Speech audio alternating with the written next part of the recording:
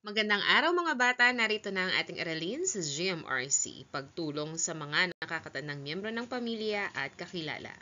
Quarter 2, Week 4, Day 1.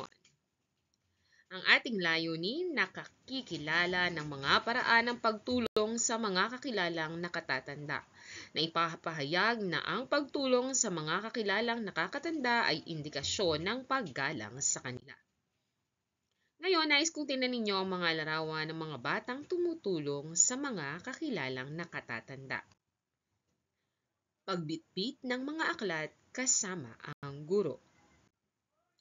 Pagdala ng malinis na tubig na mainom para sa tiyo. Pagpulot ng kalat kasama ang janitor ng paaralan. Ngayon mga bata, paano tumutulong ang mga bata sa larawang inihayag o inilahad? So, merong tumutulong sa mga guro, no? Nung kapanahunan ni teacher, kaming mga bata, nung nag-aaral pa kami, pag nakita na namin ng teacher namin na bumaba sa sasakyan, nakaabang na kaming lahat doon, ating nutulungan namin siyang buhatin ang kanyang mga daladala. O ngayon, medyo kukunti na yung mga batang ganon, no? Nawawala na yung ganong kultura sa mga kabataan. Kasi kadalasan ngayon, kayo yung nagpapabuhat ng inyong mga gamit sa inyong mga magulang. Okay? So, wala na akong masyadong nakikita na ganun. Kaya, dapat, kayo na yung magbubuhat ng mga gamit nyo unless meron kayong sakit or meron kayong mga scoliosis. Pero dapat kayo yung nagbubuhat ng gamit nyo, no? Kasi grade 1 na kayo, kayang-kaya nyo na yun. Okay? So, isa pa. O yan, nagbibigay ng tubig sa tito niya. Okay, yon, maganda yon. Kahit hindi niyo siya tatay, bibigyan niyo siya ng tubig. At kahit na may janitor ang paaralan, maaari natin siya pa rin tulungan sa paglilinis. Bakit mahalagang tulungan ang kakilalang nakatatanda? O, kagaya nung nakaraang aralin natin, di ba? Pagtulong pa rin yun sa nakakatanda. Dahil ito'y indikasyon ng paggalang. So, basahin nyo nga, matulungin. Sa araw na ito, inaasahang makikilala ang mga paraan ng pagtulong sa mga kakilalang nakatatanda. Sino ang mga kakilala niyong nakatatanda? O marami yan, lolo, lola, nanay, tatay, tito, tita, ate, kuya. At sa labas ng inyong pamilya, kapitbahay nyo, maaring ang guro, janitor, tagapangasiwa sa kantina, yan, guard, o kaya yung mga iba pa, halimbawa bumili kayo sa labas, meron dong matatanda. So kahit ano pa ang kalalagayan nila, tindero, tindera, karpintero, tagawalis ng mga kalat sa kalsada, driver, kahit ano pa sila, dapat atin silang igagalang. No, hindi tayo mamimili ng taong igagalang. Yan. O ganun din dapat sa matatanda. Ano, kung nakikinig ang matatanda, dapat ganun din tayo para gayahin tayo ng bata. Kaya nag-uumpisa ang hindi pagkakaunawaan at hindi paggalang. Kasi tayo mismong matatanda ang nangunguna upang hindi ipakita ang tamang paggalang. So, paalala sa mga magulang, para matutunan ng mga bata iyon, dapat pa sa atin yun nag-uumpisa. Ngayon, inaasahan din na naipapahayag ninyo ang mga pagtulong sa nakakatandang miyembro ng pamilya ay indikasyon ng paggalang sa kanila, kagaya ng sinabi ko kanina. Itaas ang kamay kung kilala nyo ang nasa larawan at sabihin ang ngalan nito. O, sabihin nyo na lang ang ngalan nito since hindi ko kayo makikita na nakataas ang kamay. O, ano ito? So, isa siyang guro.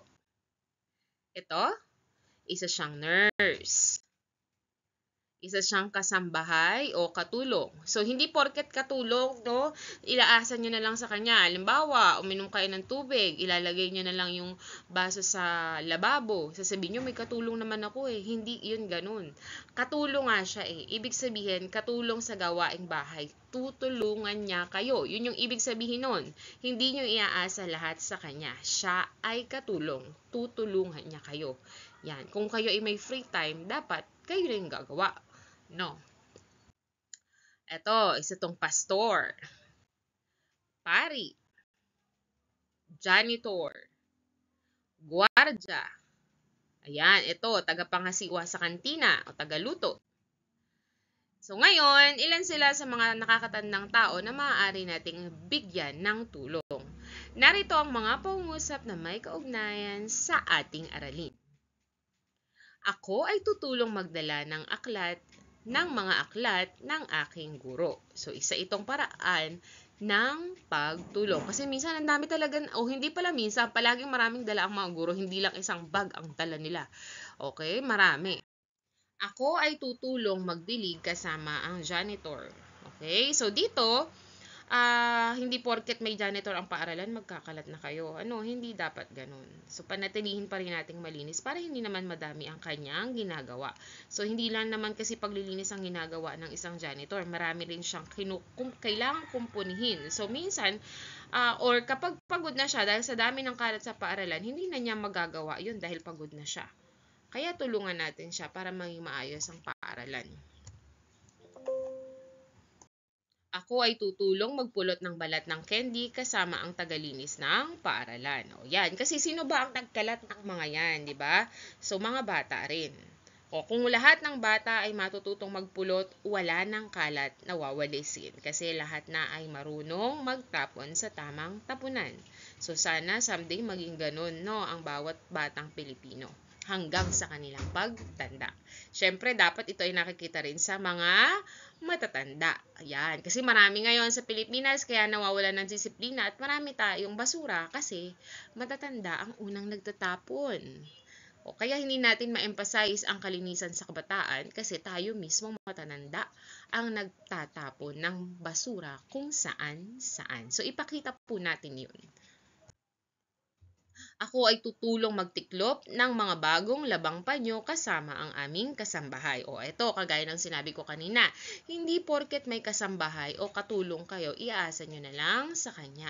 So, kaya nag-hire ng katulong kasi masyadong maraming gawain. Ito ay madalas kapag ang parehong nanay at tatay ay nagtatrabaho at walang mag-aalaga sa mga anak o walang maglalaba, wala ng panahon si nanay o si tatay na magluto kasi nga pareho silang nagtatrabaho. O halimbawa, may maliit pang anak na dapat alagaan. Yun. So ngayon, paano ninyo na ipapakita ang mga paraan ng pagtulong sa mga kakilala ninyong nakatatanda? Kagaya ng mga pinakita, kapag kayo nautusan na tulungan yung mga yon, huwag dapat kayo magdadabog. Pero mas maganda kung hindi kayo uutusan. Yung kusang loob kayong gagawa kasi alam ninyo na kailangan kayong tumulong at iyon ay tamang paraan o tamang gawain. Yan, magkaroon na tayo ng pagkukusa kahit hindi tayo inuutusan. Mahalaga na matukoy natin na ang pagtulong sa mga nakakatandang miyembro ng pamilya ay tanda ng paggalang. So, paulit-ulit ko na itong sinasabi sa inyo. Kaya kailangan hindi nyo ito makakalimutan. Ano mga paraan ng pagtulong sa mga kakilalang nakatatanda? O, kagaya ng mga binanggit kanina, yun yung pagtulong sa janitor, yan, pagtulong sa guro, pagtulong sa kasambahay. So, yun yung mga iba't ibang paraan ng pagtulong, no? Yan, halimbawa, naglalakad din kayo, may nakita kayong isang matanda na nalaglag ang kanyang mga pinamili.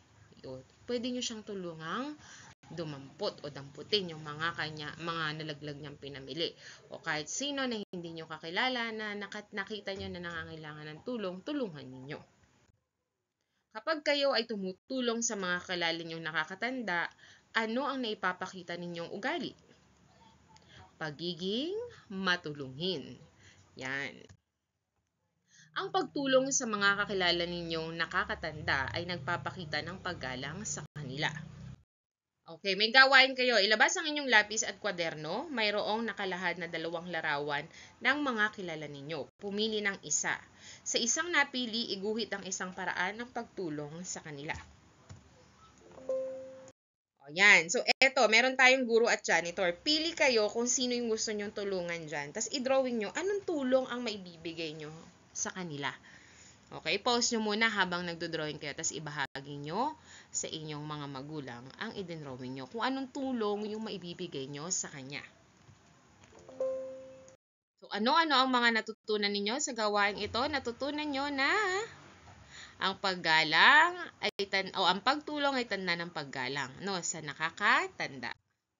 Bakit mahalagang tumulong sa kakilalang nakakatanda? Dahil ito ay wastong gawain. At syempre, para pagtanda nyo, may tutulong din sa'yo, no? Yan, hindi ka babastusin, ganun din ang gagawin sa'yo kasi nakikita yun at nararamdaman. Okay, basahin natin to. Matulungin. O, pag sinabi nating matulungin, ito ay ang pagbibigay ng mabuting paggawa para sa kapakanan ng kapwa. Nasabi ko na ito nung ating mga nakaraang aralin na ang pagiging matulungin ay nagre-resulta ng mabuting gawain, hindi tutulungan para maging masama. Ang mga paraan ng pagtulong sa mga kakilalang nakatatanda. Pagbitbit ng mga aklat kasama ang guro. Pagdala ng tubig kasama ang janitor, pagpulot ng kalat kasama ang tagalinis ng paaralan. Ngayon, nais kong sagutan nyo ito, lagyan ng check kung ang pahayag ay nagsasaad ng pagtulong sa mga kakilalang nakatatanda at X kung hindi. Pagbura ng pisara kasama ang guro, check or X. So, syempre, ito ay check. Pagdala ng krus kasama ang pari. O, sa simbahan kasi may mga nagdadala ng krus. So, ito ay check. Pagdala ng tubig kasama ang janitor. Check. Pagbunot ng damo kasama ang hardinero. Check. Pagdala ng gamot kasama ang nurse. Check. Okay, so lahat yan ay nagpapakita ng isang pagtulong o mabuting pagtulong sa kapwa o sa nakatatanda. Yan. Ngayon, para sa inyong karagdagang gawain, gumuhit ng isang bagay na nagsisimbolo ng pagtulong, kagaya ng walis, pabunas, pambura, o pwedeng daspan, okay? O kahit anong dyan. O gawin nyo ito sa inyong kwaderno. At dito nagtatapos ang ating aralin. Nawa ay may natutunan kayo. Hanggang sa muli, paalam!